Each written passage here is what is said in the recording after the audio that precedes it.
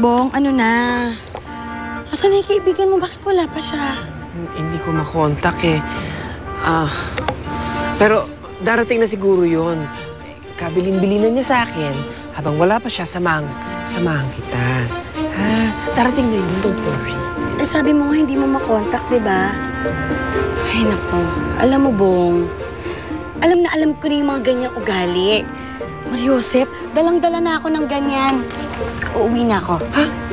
Camila, wait, sandali. Ano ka ba? Ayoko naman ma-hurt itong si CJ. Pagdating na, wala ka. Ayoko siya masaktan, no? I mean, masaktan bibilang kaibigan. Oh, eto na. Baka ito na siya. Hello? Mang Ador? Daddy, ako po ito. Hiniram ko lang po yung phone ni Mang Ador. Anong nangyayari, baby? Anything wrong, baby? Hindi po kasi ako makatulog eh. Matagal po ba kayo bago umuwi? Sabi ko na eh. Sanay ka na kasi. Nakatabi kita, no? Opo, umuwi ka na, Daddy. Sleep na tayo. Ay, anak, hindi po pwede kasi kasama ko ang tita Camila mo. Hinihintay namin yung pagdating ni CJ. Ganito na lang kaya, anak. Kantahan kaya kita ng lalabay para makatulog ka. Gusto mo? Okay ba sa'yo yun? Approve ba yun?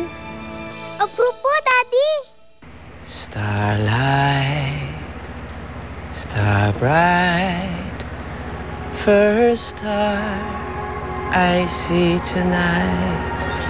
I wish I might have the wish I wish tonight.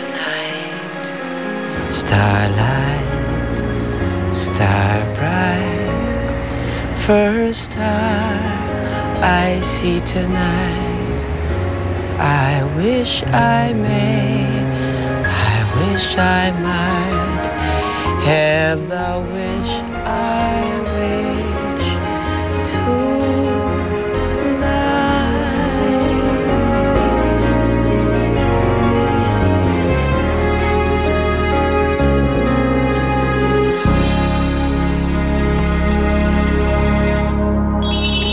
Ador, si Bong.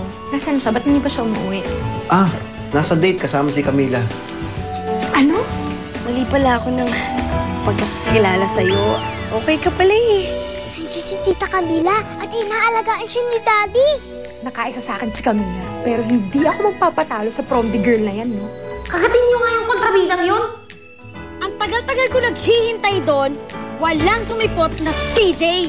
Alam mo, mabuti nga nandun si Bong eh. Huwag mong sabihin, may gusto ko sa bayaw mo.